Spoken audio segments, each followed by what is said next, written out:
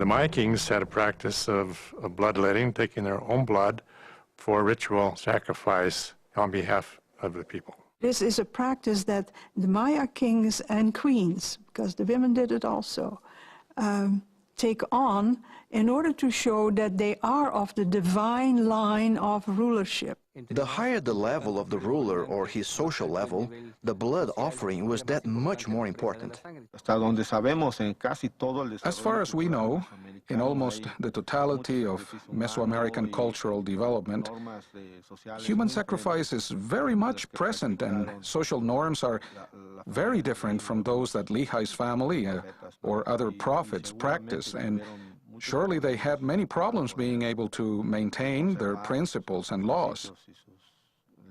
Mesoamerica believed that heart sacrifice and human sacrifice and bloodletting was important to keep their lives going, to keep their gods satisfied. The bloodletting of the ruler was basically an offering so that the gods would favor the Mayans and purify the place and give fertility and be able to communicate with the gods. Their gods have given them life, and they need to give something back to keep life as they know it going.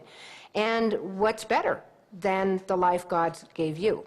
And so they used human sacrifice, especially heart sacrifice, the taking of the beating heart. Helaman's letter to General Moroni, where he indicates the troubles that they're going through as the Lamanites have captured some of their cities. And he says that they have taken many captives, and they've killed them all except for the chief captains, who they've saved alive for some reason.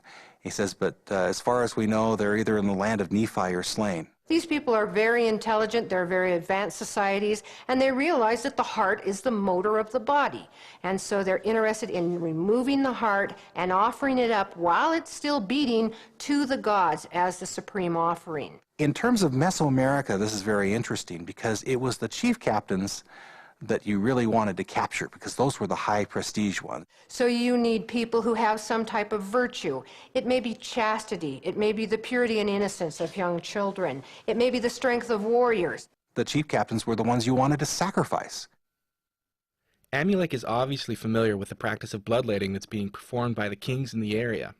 We find this reflected in the Book of Mormon in Alma 34:10, where it says, "For it is expedient that there should be a great and a last sacrifice, yea, not the sacrifice of a man, neither of beast, neither of any manner of fowl, for it shall not be a human sacrifice, but it must be an infinite and eternal sacrifice."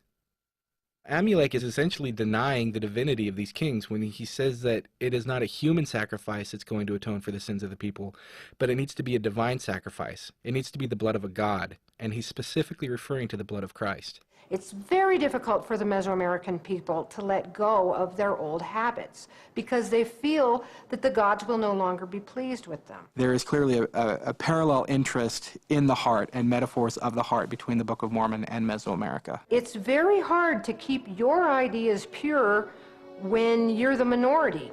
And this is what Lehi and his family would have been up against. The law of Moses was done away.